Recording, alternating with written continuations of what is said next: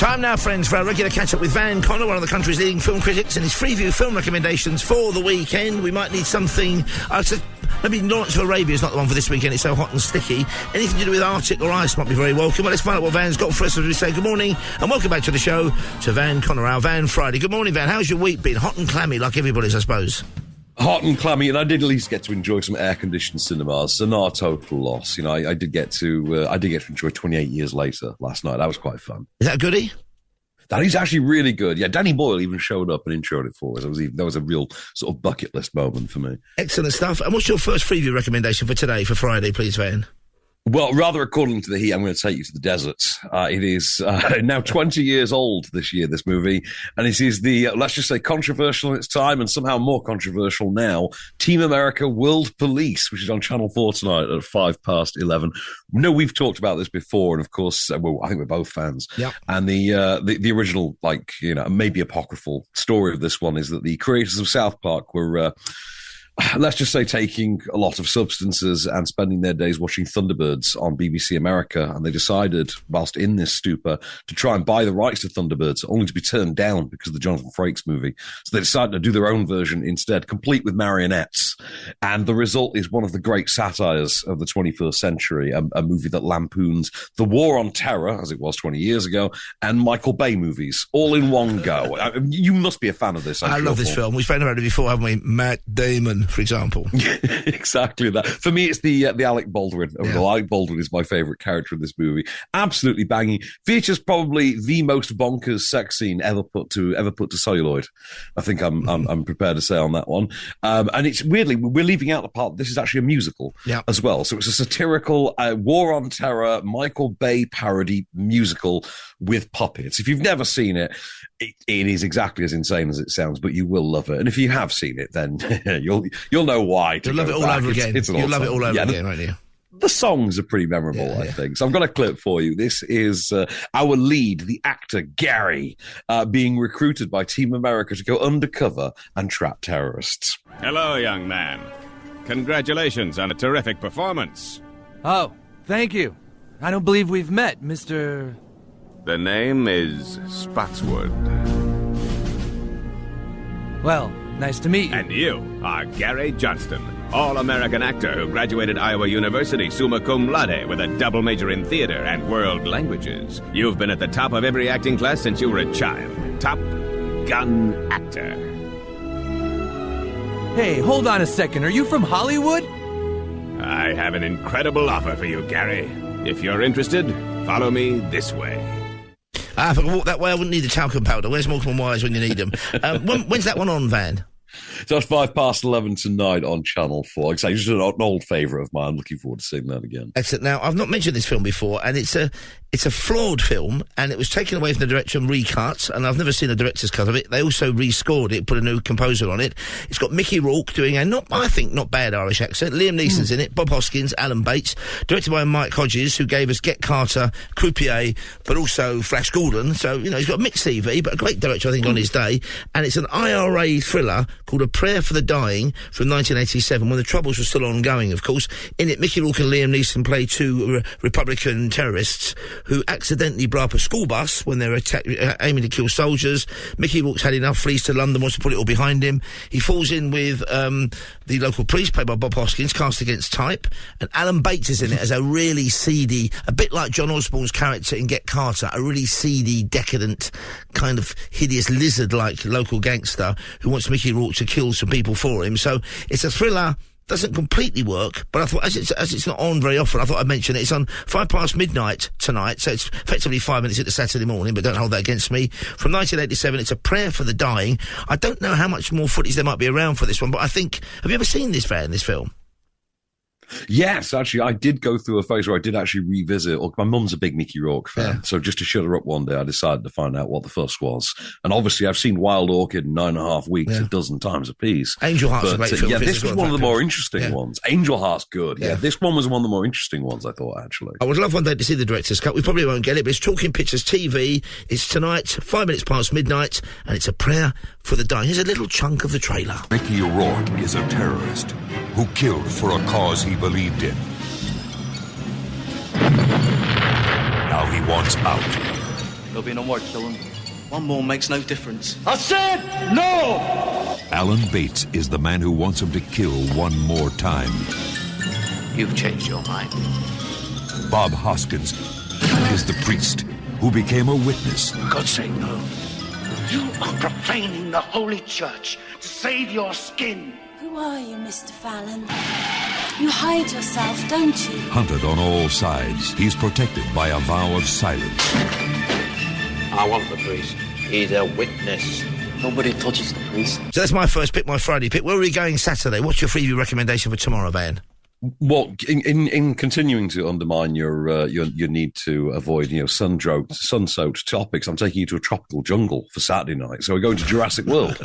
So yeah, we really want to make people feel uncomfortable with their viewing habits this weekend. So yeah, in the blistering heat, Saturday night, 6:30 on ITV2. Obviously, this is quite a widely shown film, but we are 2 weeks off the latest one of these. We're 2 weeks off Jurassic World Rebirth, which is a reboot of sorts. So that kind of works. I'm seeing this on Wednesday night, actually, Rebirth. But the first Jurassic World, sorry, not the first Jurassic Park, the first Jurassic World is on Saturday night. It's followed up the following night with Jurassic World Fallen Kingdom as well, which is actually one of the more interesting of the series. Jurassic World, very simple premise. What would happen if they actually succeeded in opening the park? And then, of course, everything quickly goes wrong again because human beings learn nothing when it comes to containing genetically bred dinosaurs. Good fun. For 5 minutes, Chris Pratt was considered very cool off the back of this. He hadn't quite annoyed us that much back then. This gave us the Indominus Rex and one of the great deaths of monster cinema when I believe it's Bryce Dallas Howard's PA is fed and picked apart by dueling monsters amidst a crowd scene. It's a great moment. Lovely. You can see this ITV2 on Saturday night, 6:30. A good old-fashioned family-friendly monster movie is the best way to say it. It's so classical. It's even got an adult woman running from a T-Rex in heels. That's how good it is. So I've got a clip for you. This is from early in the film. This is Bryce Dallas Howard, the sort of admin chief of the park, a sort of day-to-day manager, trying to recruit Chris Pratt to check on her new creation. I don't control the Raptors. It's a relationship. It's based on mutual respect. That's why you and I never had a second date. Excuse me, I never wanted a second date. Prints out an itinerary for a night out. I'm an organized person. Now, what kind of a diet doesn't allow tequila? All of them, actually. And what kind of a man shows up to a date in board shorts? It's Central America. It's hot. Okay. Can we just focus on the asset, please? The asset? Look, I get it. You're in charge out here. You got to make a lot of tough decisions. It's probably easier to pretend these animals are just numbers on a spreadsheet. But they're not. They're alive. I'm fully aware they're alive. You might have made them in a test tube, but they don't know that. They're thinking, I got to eat. I got to hunt. And they do. I'm looking forward to seeing that one again. Now, my Western of the weekend is on Saturday afternoon. My second recommendation, 3:45pm. That's on 5 Action. It's from 1994. This film suffered because it followed Tombstone out, which is a better film about Wyatt Earp and Doc Holliday and the gunfight at the OK Corral. But this one isn't half bad, Wyatt Earp. Kevin Costner stars in it. It's got directed and co-written by Lawrence Kasdan. Great cast. Gene Hackman, Michael Madsen, Tom Sizemore, Dennis Quaid, Jim Caviezel and Bill Pullman all pop up for varying lengths of time. And talking of lengths of time, this film is about 3 hours long, so it is a little bit languid in places. But if you want to just flop in front of the telly in the afternoon, very hot, not a lot of football going on, then you can watch Wyatt Earp on 5 Action.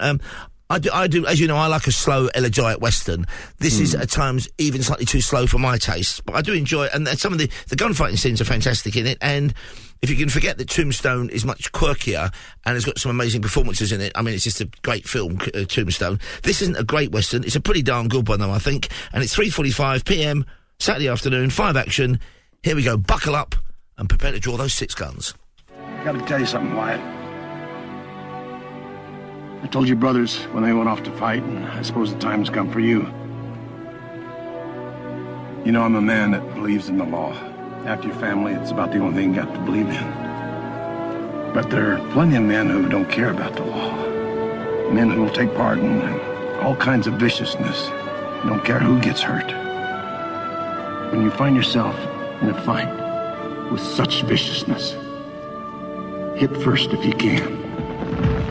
And when you do hit to kill. So my dad used to say to me every morning before I went out for my paper round, just to get me in the right mood for it. That was Gene Hackman, of course, the incomparable Gene Hackman. Now, it's a bit of a... Sunday's recommendations could have been all John Wayne, because there's True Grit on, 10 to 1, the original one, film 4. 1:45 on 5 Action. Again, there's the original Stagecoach from 1939, which we mentioned quite recently. And 7:30, there's a real curio on Great Action, The Big Trail, John Wayne's supposed breakthrough film, which he then spent 9 years making B pictures after. It's an interesting movie, but I've not gone for that. I've gone for one starring my favourite actor. It's on Talking Pictures TV, 2 o'clock in the afternoon, set in Hollywood in the very late 40s, early 50s, released in 1950. Humphrey Bogart in A Lonely Place, directed by Nicholas Ray, who went on to make Rebel Without a Cause and other great kind of B-movie film noir classics. It's got Gloria Graham in it, who was then his wife. That didn't end that well for either of them. Bogart plays this slightly twisted, kind of anger-addicted screenwriter, a bit washed up, and a girl goes missing and is then murdered, and the suspicion falls very heavily on Humphrey Bogart's character, Soldier. So his channeling is in a Captain Queeg from the K-Muse. He's very twitchy, very paranoid, at times completely unsympathetic. And it's a very strange film indeed, this one, but it's a bit like Sunset Boulevard without the dead monkey shot, if that makes sense. It's the dark underbelly of Hollywood, this one. Kind of feel like I can imagine David Lynch would quite have liked. That's actually quite good. That's quite a good comparison there, actually. There is a Lynchian quality to this.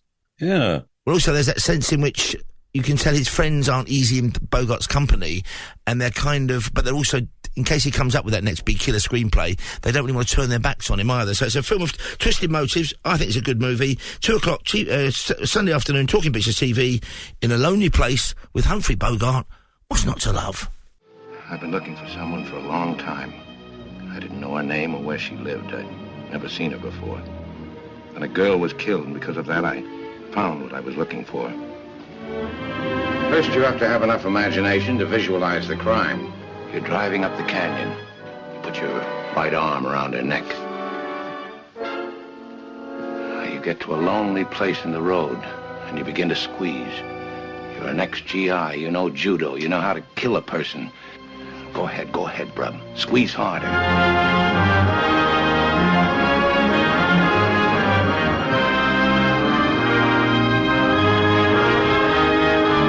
You know Dix didn't do it. You saw him after the girl left. But Lochner has a different idea. He believes Dix could have done it. I left his office feeling as though he were trying to warn me. I came here because I wanted to say these things out loud and be laughed at. But you're not laughing. Just need to play Blue Velvet now. We've got a movie. I've got the poster for that film up in my hallway. I must say, that movie. So, a bit of a passion of mine, that one. And what's your final recommendation going to take us, Van, for Sunday?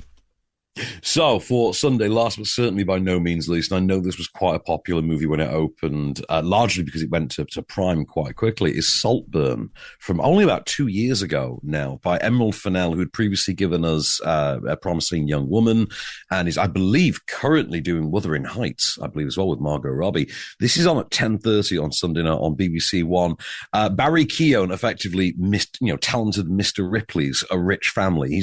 He's the poor kid who gets taken in by the rich family, who he starts to sort of scheme his way through, or is the mantra, as he seems to be becoming obsessed with his university classmate who has invited him along for this summer getaway at a rich country home. Great cast in this. Jacob Elordi is in there, the incomparable Rosamund Pike, who for my money absolutely steals this movie. You'll never look at a plug hole the same way ever, I don't think. No. And Sophie Ellis-Bextor takes on an entirely new context because of this movie. It has one of my favorite closings of any movie ever. I'm not even kidding. I love the final minute of this movie. So you can see this. It's like Sunday night, 10:30 on BBC One. Were you a fan of this one, Paul? I was. It's kind of Kind Hearts and Dirty Bathwater, isn't it, really? But without the laugh. Very disturbing film. Very disturbing film, though, isn't it? Very kind of gets into your psyche, this one. Really is. I think Keoghan is terrific. I mean, I already knew that Barry Keoghan was a terrific actor anyway, but I think he's excellent here and well deserving of the praise that he got for it. So, Saltburn, 10:30, BBC One on Sunday night. I've got a clip for you, and this is Jacob Elordi's family, but not making Barry Keoghan feel like the most normal person there. I believe this is the first meeting between the two boys. Look, I'm not really going anywhere. Just taking these back to the library. Taking my bike. No, I couldn't. I mean, it looks like rain. I wouldn't want to. Honestly, it's no big deal. I mean, I'll just get it from you later. You're my college, so... Am I? Yeah. That's kind. Are you serious? Mate, that is so kind. Thank you. I mean, are you sure? I mean, it's a bit of a faff wheeling you back to college. Oh, you want me to take yours back? No. I'm sorry. I just thought... I mean, I can wheel it back to college. It's not that far. Awkward. So I'm going to see you next week, Van, because we've got tickets to an advanced screening of the Formula One film F1 with Brad Pitt. We do. What's on off-screen? Is off-screen dropping later on today, your podcast? Yeah, we are indeed. Adam Ball and I are back, as usual, because we've got an entirely new 28 Years Later and a new Pixar movie to talk about, which I have to say has been buried under the marketing of 28 Years, obviously. But Elio, the new Pixar movie, that's maybe my favourite animated movie of this year so far. Wow. That is absolutely worth. Tune in and I'll explain all about why you should absolutely go and see Elio. But that's on podcast platforms from 8 a.m. Just search for Offscreen. It's a brilliant listen, and he's a brilliant guest. He joins us each and every Friday on talkSPORT and Talk. But for the moment, for Van Connor, that's a wrap.